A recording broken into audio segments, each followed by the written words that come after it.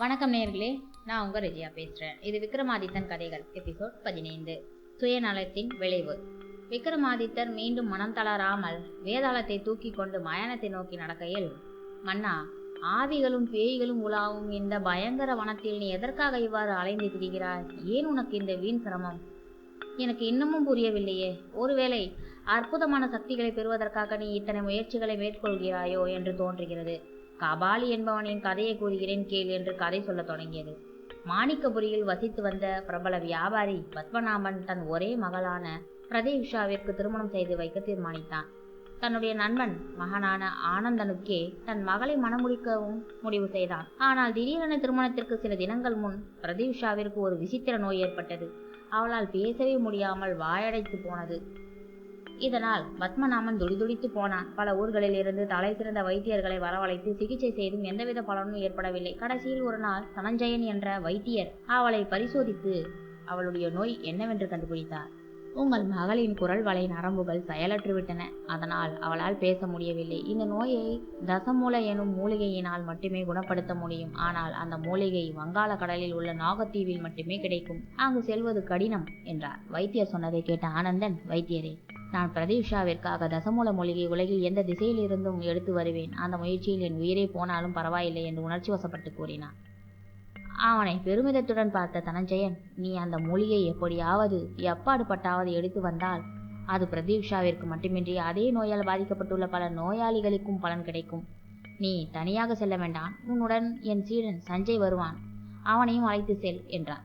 ஆனந்தனின் நண்பன் சிவநாதனும் அவனுடன் செல்ல முன்வந்தான். அங்கு இருந்தவர்களின் ஒருவரான கபாலி, எனக்கு வீரதீர சாகசங்கள் மிகவும் பிடிக்கும். அதனால் இந்த பயணத்தில் நானும் கலந்து கொள்வேன். நால்வருமாக செல்வோம், வெற்றியுடன் திரும்புவோம் என்றான். ஒரு நல்ல நாளில் நால்வரும் மாணிக்கபுரியை விட்டு கிளம்பினார்கள். கால்நடையாக பல நாட்கள் சென்ற பின் வங்கக்கடலை அடைந்தார்கள். ஒரு கட்டுமர படகில் நால்வரும் நாகத்தீவை நோக்கி பயணித்தார்கள். முதல் 5 நாட்கள் பயணம் அபாயம் எதுவும் ஏற்படவில்லை. ஆனால் 6ஆம் நாளன்று திடீரென ஒரு திமிங்கலம் தன் வாளை சுழற்றி அவர்களுடைய கட்டுமரத்தடையை அடிக்க அது துண்டு துண்டாக உடைந்தது. நால்வரும் கடலில் மூழ்கினர்.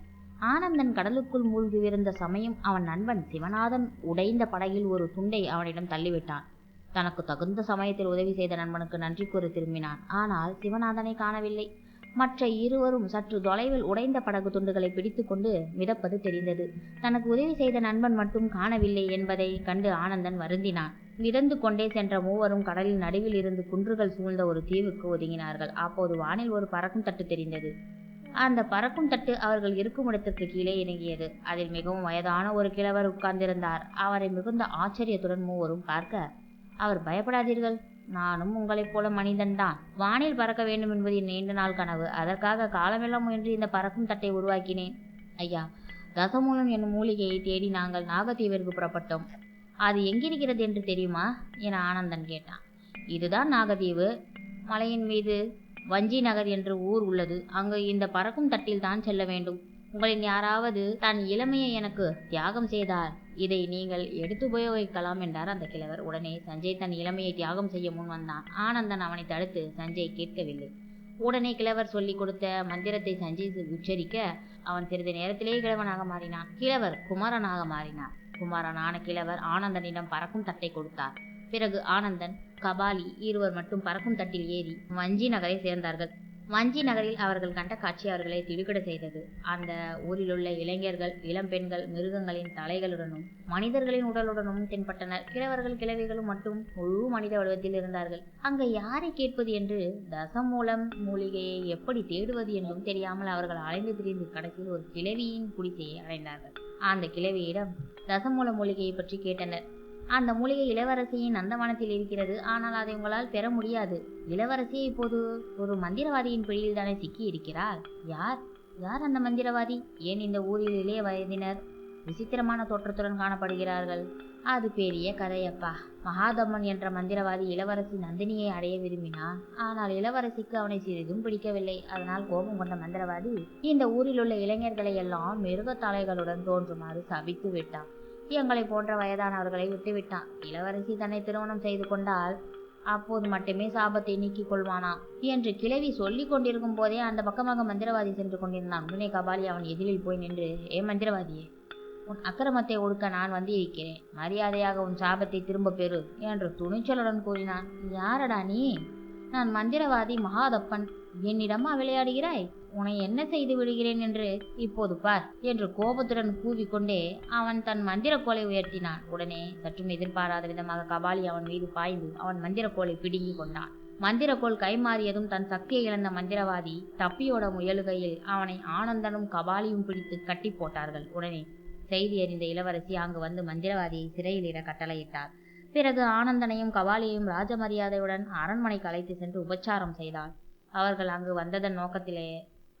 அங்கே வந்த நோக்கத்தை அறிந்து தசமூல மூலிகையும் வேண்டிய அளவு அந்த நந்தவனத்திலிருந்து எடுத்து கொடுத்தார். செல்லும் முன் கபாலி அங்குள்ள மக்களுக்கு மந்திரக்கோலை பயன்படுத்தி சில மந்திர உச்சாடனங்கள் செய்து சுய உருவம் கொடுத்தான். வஞ்சி நகரை விட்டு செல்லும் போது ஆனந்தன், கபாலி, இனி அந்த மந்திரக்கோள் தேவையில்லை, அதை தூக்கி எறிந்துவிடு. ஆனால் கபாலி மந்திரக்கோளை தன்னிடமே வைத்து கொண்டான். பிறகு இருவரும் தாங்கள் கிழவரை சஞ்சயையும் விட்டு வந்த இடத்திற்கு சென்றார்கள். அங்கு அவர்கள் கண்ட காட்சி அவர்களை பெரும் வியப்பில் ஆழ்த்தியது. சிவநாதன் அங்கு உயிருடன் காணப்பட்டான். சஞ்சய் பழையபடி வாலிபனாக மாறியிருந்தான். கிழவர் பழையபடி கிழவராகவே இருந்தார். ஆனந்தனை கட்டித் தழுவிய சிவநாதன், நண்பா, கடல் அலைகள் என்னை வேறு திசைக்கு தள்ளிவிட்டனதால் நான் உங்களை பிரிந்து விட்டேன். பிறகு சிரமப்பட்டு இங்கு வந்து விட்டேன். கிழவரின் பறக்கும் தட்டை ஒப்படைத்து விட்டு நால்வரும் மாணிக்கபுரிக்கு திரும்பினார்கள். தசமூல மூலிகையின் மகிமையால் பிரத்யூஷா விரைவிலேயே குணமடைந்தார். ஒரு நல்ல முகூர்த்தத்தில் ஆனந்தன் அவளை திருமணம் செய்து கொண்டான். மந்திரவாதியின் மந்திரகோலை கைப்பற்றி தன்னுடையதாக்கி கொண்ட கபாலி அதை வைத்து மந்திர வித்தைகள் காட்டி பணம் சம்பாதிக்க முயன்றான். ஆனால் அந்த மந்திரக்கோள் வேலை செய்யவில்லை. அது மட்டுமின்றி அது கபாலியை நன்றாக அடித்து துவைக்க அவன் அந்த ஊரை விட்டே வெளியேறினான். இந்த இடத்தில் தான் கதையை நிறுத்திய வேதாளம், விக்ரமாதித்தா, கபாலியின் கதையை பார்த்தாயா? கபாலியின் மந்திரக்கோள் வேலை செய்யாதது, அது மட்டுமல்லாமல் அவனையே நைய புடைத்து துரத்தியது. இவ்வாறு நடக்க காரணம்தான் என்ன? வாள் பிடித்தவன் வாளினால்தான் சாவான் என்பதைப் போல மந்திர சக்தியினால் என்றாவது ஒரு நாள் அவற்றை கையாள்பவனுக்கே தீங்கு நேரும் என்பது உண்மைதானா? என்னுடைய கேள்விகளுக்கு விடை சொல்வாய்தானே என்றது வேதாளம். ஆம், சொல்வேன் வேதாளமே, கேள். நீ சொல்வது சரியல்ல. ஆனந்தனுக்கு உதவி புரிந்ததற்காக முதலில் அவனுடன் சஞ்சய், சிவநாதன், கபாலி ஆகியோர் சென்றனர். சிவநாதன் தன் நண்பன் கடலில் மூழ்க இருக்கையில் அவனுக்கு உதவி செய்து காப்பாற்றினான். சஞ்சய் ஆனந்தனின் நோக்கம் நிறைவேற தன் இளமையை தியாகம் செய்தான். கபாலி மந்திரவாதியிடமிருந்து மந்திரக்கோலை பறித்த பிறகு அவன் மனதில் பணம் சம்பாதிக்கும் ஆசை ஏற்பட்டது. மந்திரக்கோலை தன் சுயநலத்திற்கு பயன்படுத்த எண்ணியதால் வந்த விளைவுதான் அது, விக்ரமாதித்தர் சொல்ல. என்றால் அந்த மந்திரவாதி கிழவன் குமரனானது எவ்வாறு? அது மிகவும் எளிமைதானே வேதாளமே.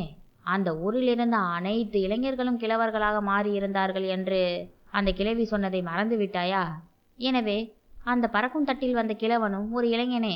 மந்திரவாதியின் கட்டுகளால் அவன் ஒரு கிழவனாக மாறி போயிருந்திருக்கிறான். தான் இளவயதினன் என்பதால் மற்றவர்களுடைய இளமையை எனக்கு தருகிறாயா என்று கேட்டிருக்கிறான். சரியான பதிலினால் அவருடைய மௌனம் களையவே அவர் சுமந்திருந்த உடலில் இருந்த வேதாளம் அந்த உடலுடன் பறந்து சென்று முருங்கை மரத்தை அடைந்தது.